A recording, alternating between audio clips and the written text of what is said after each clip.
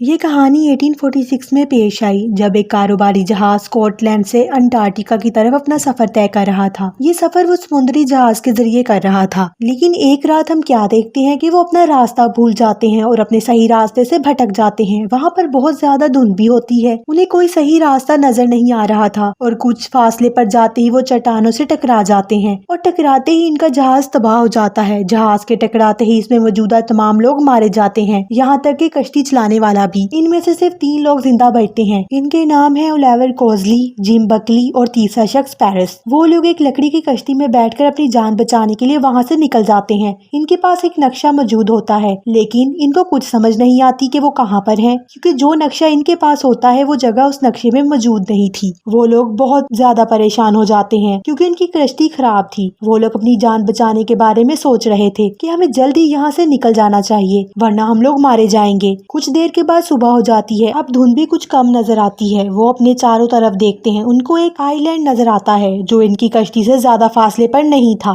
وہ لوگ فوراً اس کے کنارے پر آ جاتے ہیں اور وہاں آ کر کچھ دیر بیٹھ جاتے ہیں۔ وہاں پر بہت سکون اور سناٹا ہوتا ہے، جس سے ان کو یہ محسوس ہوتا ہے کہ یہ آئی لینڈ بالکل خالی ہے، یہاں ان کے علاوہ کوئی نہیں ہے۔ کچھ دیر گزرنے کے بعد وہاں پر ایک بوڑھا شخص آتا ہے جس کا نام پنگل ہوتا ہے۔ دراصل وہ بوڑھا آدمی اس آئی لینڈ کا ایک رہائشی تھا۔ اس آئی لینڈ پر ان تینوں کو بہت اچھے سے ویلکم کرتا ہے اور ان کو اپنے گھر لے جاتا ہے اور لے جاتے ہی اپنے گھر انہیں کھانا کھلاتا ہے۔ کوزلی اپنی کہانی بتانا شروع کرتا ہے کہ وہ لوگ یہاں پر کیسے آئے، کیونکہ ان کا جہاز چٹانوں سے ٹکرا گیا تھا اور جہاں پر یہ واقعہ پیش آیا ہے وہ اس بوڑھے شخص کے گھر سے زیادہ دور نہیں ہے۔ وہ لوگ یہ سوچ رہے ہوتے ہیں کہ شاید اس کشتی میں جو ہمارے علاوہ باقی لوگ کچھ اور بھی بچ گئے ہوں۔ اس بوڑھے شخص کو کہتے ہیں کہ اس کو وہاں پر آگ جلانی چاہیے، اس کا فائدہ یہ ہوگا اگر کوئی شخص بچ گیا ہوگا تو وہ یہاں پر آ جائے گا۔ اس کے جواب میں وہ بوڑھا شخص ان کو کہتا ہے کہ تم آرام کرو، میں آگ جلا دوں گا۔ جو واقعہ ان کے ساتھ پیش آیا تھا اس میں کوزلی کا بازو بری طرح زخمی ہو گیا تھا۔ وہ بوڑھا شخص ان کو مشورہ دیتا ہے کہ انہیں کچھ دن یہیں آئی لینڈ پر رہنا چاہیے جب تک وہ پوری طرح ٹھیک نہ ہو جائے،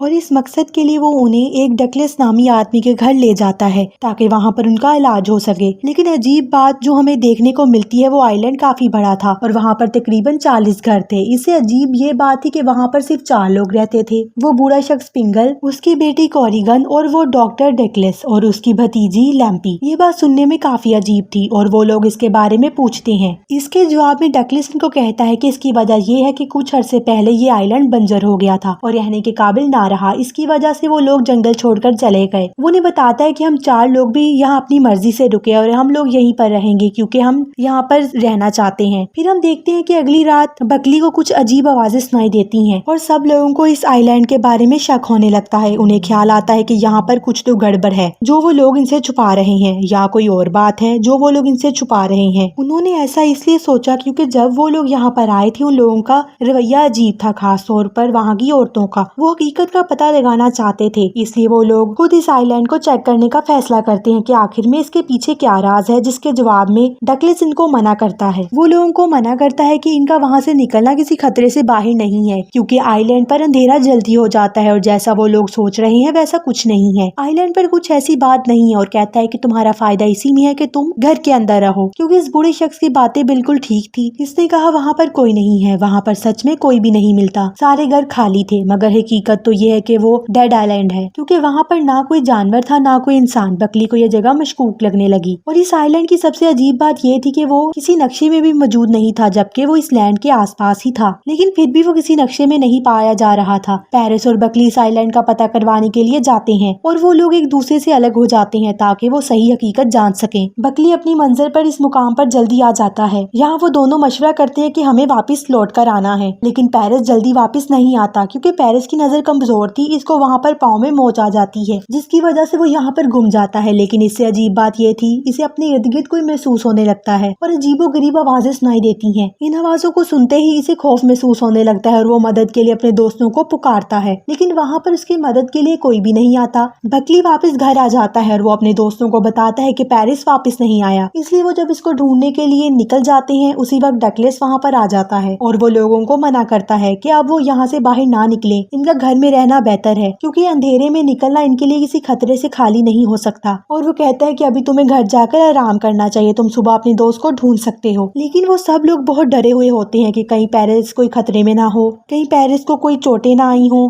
یا کوئی نقصان نہ ہو گیا ہو۔ ان کو یہ خطرہ खतरात आ रहे थे। फिर वही होता है जिसका इनको डर होता है। वो अगले दिन अपने दोस्त को ढूंढने निकलते हैं तो उन्हें पेरिस की लाश मिलती है। और इसकी मौत कैसे होती है कि जैसे इसे किसी बुलंदी से गिराया गया है। इसके बाद बकली और कोजली दोनों का शक यकीन में बदल जाता है। वहाँ पर कोई गड़बड़ है। वो सोचते हैं कि या तो इस आइलैंड में गड़बड़ है या वहाँ के रहने वालों में। उन्हें इन चारों शख्स पर शक होने लगता है, खास तौर पर उनकी औरतों पर, क्योंकि वो औरतों में बदलाव देख सकते थे। अचानक से इनका फेस का रंग, आंखों का रंग बदलने लगता था और वो औरतें इतनी अजीबोगरीब हो जाती हैं और हरकतें करने लगती हैं कि इनको बेड के साथ बांधना पड़ता है। इन औरतों में सबसे ज्यादा अजीब औरत कोरिगन थी। वो सबसे अजीब थी क्योंकि इसकी हरकतें सबसे अजीब थी। रात को जंगलों में घूमती, अजीबोगरीब जादू करती, आग के गिर्द घूमती रहती। और जब पेरिस गुम हुआ था तो वो औरतें अजीबोगरीब बन गई थी। मतलब इनके फेस का रंग, आंखों का रंग बदल गया था, जिससे ये जाहिर होता था या तो उन्होंने पेरिस पर हमला किया है या तो उस पर जादू कर दिया था, या इनको ये पता था कि पेरिस मर रहा है, लेकिन फिर भी वो अपने दोस्त की जान बचा नहीं सकते थे। इसके लिए कुछ भी नहीं कर सकते थे। हमें पेरिस जिस हालत में मिला था वो मुर्दा था। इसके बाद हम देखते हैं कि हमें आइलैंड पर एक तीसरी औरत दिखाई जाती है। वो औरत इन लोगों को आइलैंड पर आकर नजर नहीं आई, क्योंकि जब वो अपनी कश्ती में सवार थे इनको तब पहाड़ पर एक रोशनी नजर आई,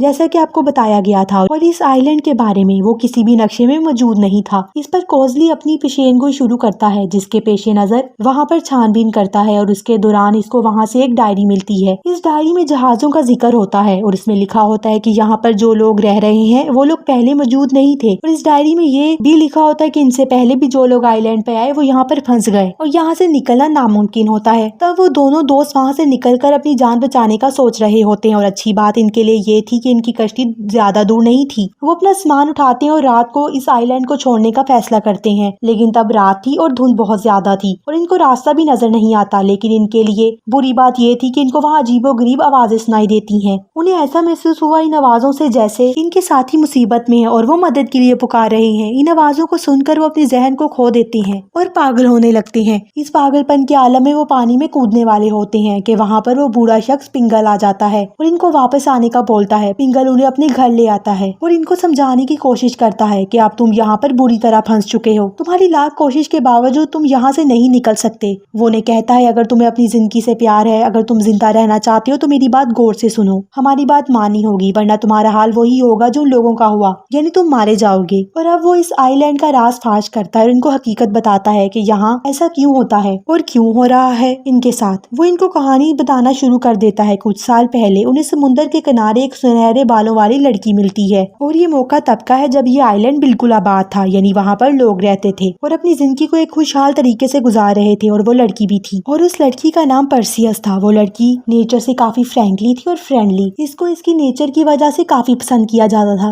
क्योंकि वो बहुत खुशहाल खुशबाश रहने वाली लड़की थी। लेकिन इस लड़की के बारे में हकीकत कुछ और थी। वो एक इंसानी रूप में एक गॉडेस थी, यानी एक देवी थी। जब से वो इस आइलैंड पर आई थी इस आइलैंड की हालत काफी अच्छी हो गई थी। वहाँ पर मौजूद खेतों की प्रोडक्शन काफी ज्यादा हो गई थी और हालात काफी अच्छे हो गए थे, जिसकी वजह ये थी, मैंने आपको बताया था कि ये फिल्म एक ग्रीक मैथोलॉजी पर है। ये कहानी एक ग्रीक मैथोलॉजी है और ग्रीक मैथोलॉजी के हिसाब से वो लड़की एक द गॉडेस ऑफ हर्ब्स कहा जाता है और इसके बाप का नाम ज्यूस था और पूरी दुनिया का देवता था। वो अपनी बेटी को इस आइलैंड पर भेजता है और फिर इसके बाद वो वहाँ की ग्रीक मैथोलॉजी बन गई। जब पर्सियस वहाँ से चली गई तो आइलैंड के हालात काफी खराब हो गए, यानी खेत उजड़ गए, लोग भूख से मरने लगे। हकीकत में वो लड़की इस आइलैंड पर आम इंसानों की तरह यहाँ जिंदगी गुजारने आई थी। इस आइलैंड की कहानी किसी को आज तक नहीं पता चल सकी। पर्सियस बहुत खूबसूरत थी और हर मर्द उसकी तरफ अट्रैक्ट हो जाता था। एक दिन का वाकया है कि एक दिन शराब की हालत में कुछ आदमी उसके साथ बदतमीजी करना शुरू हो जाते हैं और उसके दौरान वो उस लड़की को जान से मार देते हैं। इसका मतलब हरगिज ये नहीं था कि वो लड़की पावरफुल नहीं थी या वो उसका मुकाबला नहीं कर सकती थी, क्योंकि इस वक्त वो एक इंसानी रूप में थी जिसकी वजह से वो अपनी हिफाजत के लिए कुछ नहीं कर सकती थी। लेकिन इसके मरते ही आइलैंड पर जवाल आ गया, कहत आ गया, लोग भूख से मरने लगे और वहाँ का सब कुछ बंजर हो गया। और इसके बाद आइलैंड के मर्द आस्ता आस्ता मरने लगे, वो भी वहाँ की औरतों से, अपनी ही औरतों के हाथों मरने लगे, क्योंकि वो लड़की अपना बदला नहीं ले सकी। इसलिए वहाँ पर रहने वाली औरतें अपने बाप भाई बेटे को मार देती थी और जो लोग यहाँ पर फंस जाते वो यहाँ से निकल नहीं पाते थे। जो लोग यहाँ से निकलने की कोशिश करते इनको जान से मार दिया जाता है। यही वजह है कि ये आइलैंड बंजर है, क्योंकि जो भी यहाँ पर आता है वो मारा जाता है, क्योंकि गॉडेस का कंट्रोल औरतों पर ज्यादा है। और इसी वजह के पेश नजर इन चारों लोगों को वहाँ पर जिंदा रखा गया ताकि कर्स आइलैंड पर बरकरार रहे। जो भी जहाज वहाँ से गुजरता है वो इस आइलैंड के कंट्रोल में आ जाता है। इसके बाद ये होता है वो जहाज तबाह हो जाता है और इसमें मौजूदा लोग मर जाते हैं और ऐसा कई सालों से होता आ रहा है। यानी इनके लिए यहाँ से निकलना नामुमकिन हो गया है और इनको अपनी सारी जिंदगी कैदियों की तरह इस आइलैंड पर गुजारनी पड़ेगी। और यकीनन कोई भी शख्स कैदियों की जिंदगी गुजारना पसंद नहीं करता। बूढ़ा शख्स उन्हें आइलैंड की सारी हकीकत बताता है, जिसे सुनकर वो काफी शॉक्ड हो जाते हैं, लेकिन वो फिर भी वहाँ रहने को तैयार नहीं होते। और तभी उन्हें पता चलता है इनका दोस्त भी इन औरतों के कंट्रोल में आ गया था, जिसके बाद वो बूढ़ा शख्स इन दोनों की हेल्प करता है वहाँ से निकलने में। वो इन औरतों को बांध लेता है ताकि वो उनके ऊपर जादू ना कर सके, लेकिन ये कर्स इतना पावरफुल था कि कोज़ली भी वहाँ से नहीं निकल पाता। इस पर भी जादू का असर हो गया था और वो भी पानी में डूब जाता है और मर जाता है, जिसके बाद जो आइलैंड की औरतें थी वो इन हालात से तंग आ चुकी थी और वो खुद को मार देती हैं, जिससे पर्सियस यानी उस लड़की की ताकत उस आइलैंड पर कम हो जाती है। किसी को आज तक ये नहीं पता चल सका कि कोज़ली को समुद्र में जिंदा पाया गया या नहीं, और इसी तरह वो आइलैंड एक राज बन गया।